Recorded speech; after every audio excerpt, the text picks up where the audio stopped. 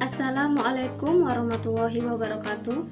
Perkenalkan, nama saya Lia Julianti, NIRM 12092021030206, kelas PIAU 2A, untuk memenuhi tugas UTS Bahasa Arab. Dosen pengampu Ibu Rita Wahyu Utami, SPD, MPD. Nah, setelah kenal sama saya, di sini saya akan memberi pemahaman tentang fi'il maklum dan fi'il majhul. Mari kita memasuki ke pembahasan. Fi'il maklum adalah kata kerja yang menyebutkan pelakunya dan mengandung makna melakukan sesuatu.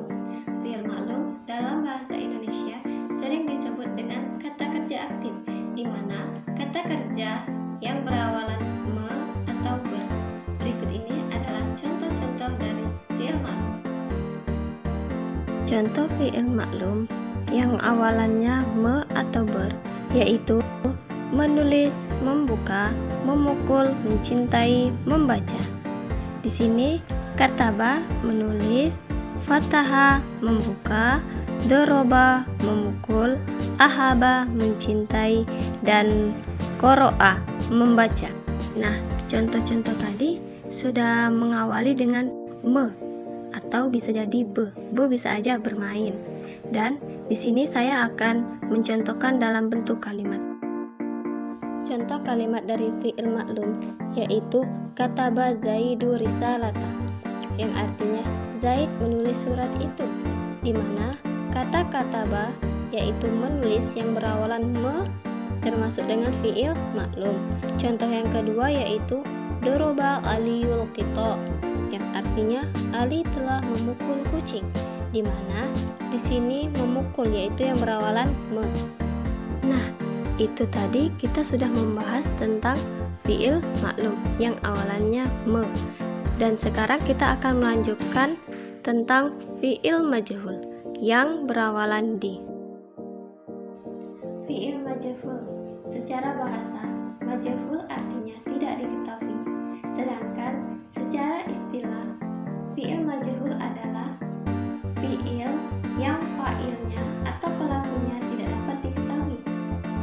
Dalam bahasa Indonesia, fi'il majhul disebut dengan kata kerja pasif, yang mana yang berawalan dengan di. Berikut ini adalah contoh-contoh dari fi'il majhul. Contoh fi'il majhul yang berawalan di yaitu ditulis, dibaca, dipukul, dan dibuka, yakni kutiba ditulis, kuri'a dibaca, duriba dipukul, dan futiha dibuka, karena di sini berawalan di, yakni ditulis. Cara mengubah fi'il maklum menjadi fi'il majhul terbagi menjadi beberapa bagian, yaitu yang pertama untuk fi'il madi, huruf pertama atau awalan didomahkan dan huruf sebelum huruf akhir harus dikasrohkan. Contohnya yaitu kataba berubah menjadi kutiba karena huruf yang pertama harus kita domahkan dan huruf sebelum huruf akhir harus kita kasrohkan menjadi kutiba. Yang kedua, qoro'a berubah menjadi quri'a, di mana yang telah disebutkan tadi bahwa huruf pertama harus kita domahkan dan huruf sebelum huruf akhir harus kita kasrohkan. Berikut contoh-contoh yang lainnya. Contoh kalimat yaitu kataba Zaidu ar-risalata, yang artinya Zaid menulis surat itu, di mana kata kataba sebagai fi'il, Zaidu sebagai fa'il, dan ar-risalata yaitu sebagai maf'ulun bih atau objek. Kenapa di sini ar-risalata disebut dengan maf'ulun bih? Karena dia berharokat fathah atau mansub, dan dapat kita ubah sebagai fi'il majhul dengan mengubah kata kataba menjadi kutiba, karena telah dijelaskan tadi bahwa huruf pertama harus kita domahkan dan huruf sebelum huruf akhir harus kita kasrohkan.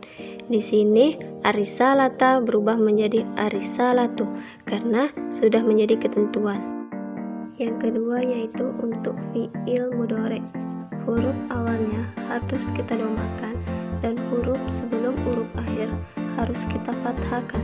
Contohnya sebagai berikut. Contohnya yaitu yaktubu berubah menjadi yuktabu karena huruf yang pertama yaitu ya menjadi yu karena didomahkan, dan huruf sebelum huruf akhir yaitu tu menjadi ta yaitu difathahkan menjadi yuktabu. Dan contoh yang kedua yaitu yakro'u menjadi yukro'u.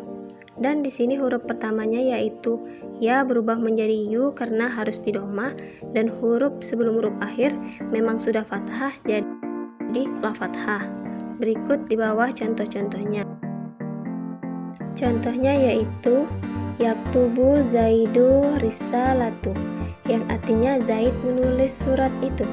Di sini kedudukan yaktubu sebagai fiil, Zaid sebagai fa'il, dan arisalata sebagai maf'ulun bih yang berharokat fathah yang kedudukannya sebagai mansub. Kita ubah menjadi fiil majhul yaitu menjadi tuktabu arisalatu.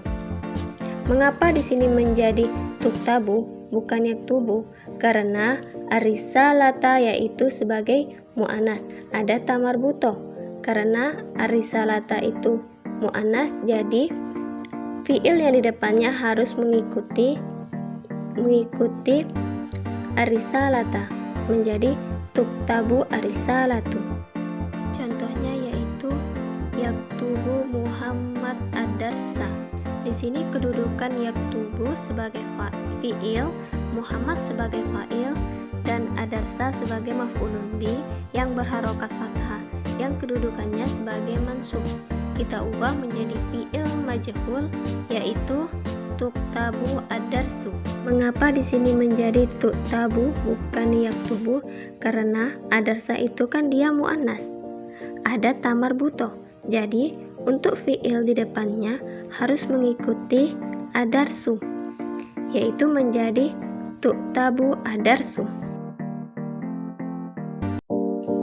Baiklah, hanya sekian yang dapat saya sampaikan. Lebih dan kurang saya mohon maaf.